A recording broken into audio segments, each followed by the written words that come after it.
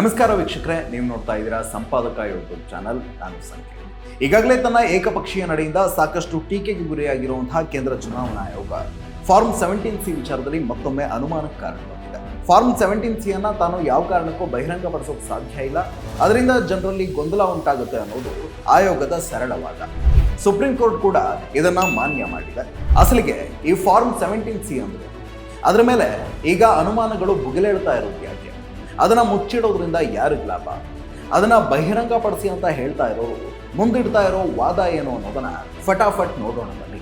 ಮೊದಲಿಗೆ form 17C ಅನ್ನೋದು ಪ್ರತಿ ಮತಗಟ್ಟೆಯಲ್ಲಿ ಮತದಾನ ಕೊನೆಯಾದ ಬಳಿಕ ಪೋಲಿಂಗ್ ಆಫೀಸರ್ ಆಯಾ ರಾಜಕೀಯ ಪಕ್ಷದ ಏಜೆಂಟ್ಗಳಿಗೆ ನೀಡೋ ಅಕ್ನಾಲೆಜ್ಮೆಂಟ್ ಸ್ಲಿಪ್ ಇದ್ದ ಹಾಗೆ.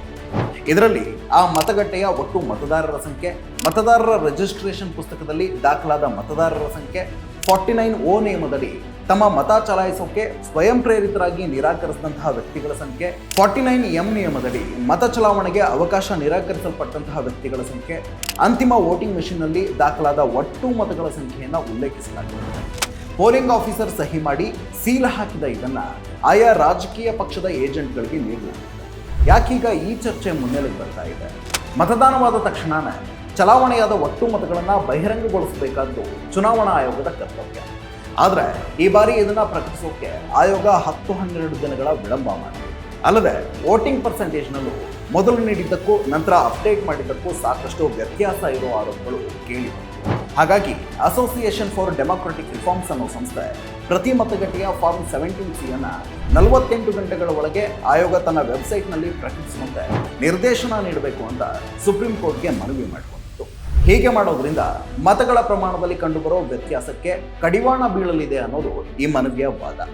ಅದಕ್ಕೆ ಆಯೋಗದ ಪ್ರತಿಕ್ರಿಯೆ ಹೇಗಿತ್ತು?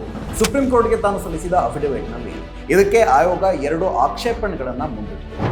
ತನ್ನ ಸಾಂವಿಧಾನಿಕ ಕರ್ತವ್ಯಗಳ ಪಟ್ಟಿಯಲ್ಲಿ ಫಾರ್ಮ್ 17C ಅನ್ನ ಸಾರ್ವಜನಿಕವಾಗಿ ಪ್ರಕಟಿಸಬೇಕು ಅನ್ನೋ ನಿಯಮವಿಲ್ಲ, ಹಾಗಾಗಿ ತಾನು ಪ್ರಕಟಿಸೋದಿಲ್ಲ ಎಂಬುದು.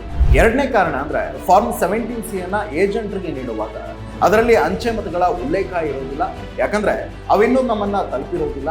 ಇಂತಹ ಸಮಯದಲ್ಲಿ ನಾವು ಫಾರ್ಮ್ 17C ಅನ್ನ ಬಹಿರಂಗಗೊಳಿಸಿದ್ರೆ ಅಂಚೆ ಮತಗಳನ್ನು ಸೇರಿಸಿ ನಾವು ಅಂತಿಮವಾಗಿ ಪ್ರಕಟಿಸುವ ಅಂತಿಮ ಒಟ್ಟಾರೆ ಮತಗಳ ಪ್ರಮಾಣದೊಂದಿಗೆ ವ್ಯತ್ಯಾಸ ಕಂಡು ಬರುತ್ತೆ. ಇಂತಹ ಸೂಕ್ಷ್ಮವನ್ನ ಜನ ಅರ್ಥ ಮಾಡಿಕೊಂಡ್ರೆ ಈ ವ್ಯತ್ಯಾಸದ ಹಿಂದೆ ಏನೋ ಅಕ್ರಮ ಅಡಗಿರಬಹುದು ಅಂತ ಗೊಂದಲ ಸೃಷ್ಟಿಯಾಗಬಹುದು. ಇದನ್ನ ಚುನಾವಣಾ ವಿರೋಧಿ ಶಕ್ತಿಗಳು ತಮ್ಮ ಲಾಭಕ್ಕೆ ಬಳಸಿಕೊಳ್ಳಬಹುದು ಅನ್ನೋದು ಆಯೋಗದ ವಾದ. ಫಾರ್ಮ್ 17C ಬಹಿರಂಗ ಆಗಲೇಬೇಕು ಅಂತಿರೋರು ಆಯೋಗದ ಈ ಪ್ರತಿಕ್ರಿಯೆಗೆ ಒಂದಷ್ಟು ಸಂಶಯಗಳನ್ನು ಮುಂದಿಡ್ತಾ ಇದ್ದಾರೆ. ಫಾರ್ಮ್ 17C ಅನ್ನ ಸಾರ್ವಜನಿಕವಾಗಿ ಪ್ರಕಟಿಸಬೇಕು ಅನ್ನೋ ನಿಯಮ ತನ್ನ ಕರ್ತವ್ಯದ ಪಟ್ಟಿಯಲ್ಲಿ ಇಲ್ಲ ಅಂತ ಆಯೋಗ ಹೇಳ್ತಾ ಇರೋದು ಸರಿ.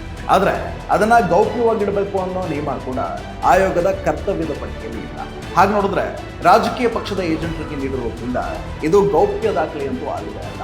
ಹಾಗಿದ್ಮೇಲೆ ತನ್ನ ಬಳಿ ಈಗಾಗಲೇ ಲಭ್ಯ ಇರೋ ಗೌಪ್ಯವಲ್ಲದ ದಾಖಲೆಯನ್ನ ಸಾರ್ವಜನಿಕಗೊಳಿಸೋಕೆ ಆಯೋಗಕ್ಕೇನು ಕಷ್ಟ? ಈ ಕಣ್ಣ ಮುಚ್ಚಾಲೆ ಯಾಕೆ? ಹಿಂದೆ ಚುನಾವಣಾ ಆಯೋಗ ಚಲಾವಣೆಯಾದ ಮತಗಳ ಸಂಖ್ಯೆಯನ್ನ ಮತದಾನ ಮುಗಿದ ತಕ್ಷಣವೇ ವಿಳಂಬ ಮಾಡದೆ ಬಿಡುಗಡೆ ಮಾಡಿದ್ದ ನಿದರ್ಶನವನ್ನ ಪ್ರತಿವಾದಿಗಳು ಇಲ್ಲಿ ಮುಂದೂಡಿದ್ದಾರೆ.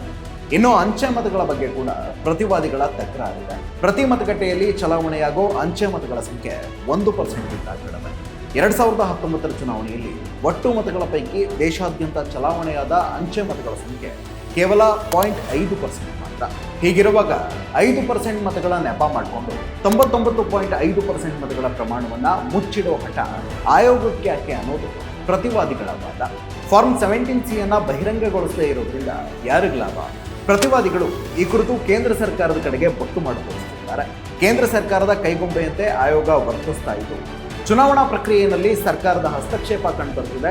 ಫಾರ್ಮ್ 17C ಗೌಪ್ಯವಾಗಿರೋದ್ರಿಂದ ತಮಗೆ ಹಿನ್ನಡೆಯಾಗುವ ಮತಗಟ್ಟೆಗಳಲ್ಲಿ ಚಲಾವಣೆಯಾದ ಮತಗಳ ಪ್ರಮಾಣವನ್ನು ಏರಿಕೆ ಮಾಡಿಕೊಂಡು ತಮ್ಮ ಪರವಾಗಿ ಆ ಮತಗಳು ದಾಖಲಾದಂತೆ ಸರ್ಕಾರವು ತನ್ನ ಅಧಿಕಾರವನ್ನು ದುರ್ಬಳಕೆ ಮಾಡಿಕೊಳ್ಳಬಹುದು ಎಂಬುದು ಪ್ರತಿವಾದಿಗಳ ಆತಂಕ. ಚುನಾವಣಾ ಆಯೋಗದ ಮೇಲಿನ ಅವಿಶ್ವಾಸ ದಿನದಿಂದ ದಿನಕ್ಕೆ ಹೆಚ್ಚಾಗ್ತಾನೆ ಇತ್ತು. ಈಗ ಫಾರ್ಮ್ 17C ಕೂಡ ಅದನ್ನು ಮತ್ತಷ್ಟು ಆಳವಾಗಿಸಿದೆ. ಮುಂದಿನ ದಿನಗಳಲ್ಲಿ ಈ ಅವಿಶ್ವಾಸ ಎಂತೆಂಥ ಬೆಳವಣಿಗೆಗಳಿಗೆ ಕಾರಣವಾಗಬಹುದು ಅನ್ನೋದನ್ನ ಕಾದು ನೋಡಬೇಕಿದೆ.